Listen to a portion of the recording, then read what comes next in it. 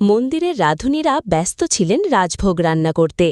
ঠিক সেই সময় এক অলৌকিক ঘটনা ঘটল। ভগবান নিজেই রন্ধনশালায় এসে আবির্ভূত হলেন এবং বললেন, আমার খুব ক্ষুধা পেয়েছে, আমাকে এখনই কিছু খেতে দাও।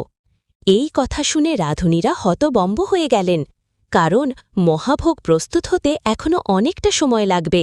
তখন ভগবান বললেন, যতক্ষণ না ভোগ প্রস্তুত হচ্ছে ততক্ষণ আমি পাশের গ্রামে আমার প্রিয় ভক্ত মাধবের বাড়িতে গিয়ে আহার করব।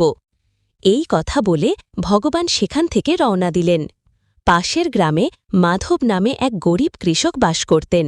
সেদিন তিনি নিজের কুঁড়ে ঘরে সামান্য খিচুড়ি রান্না করছিলেন।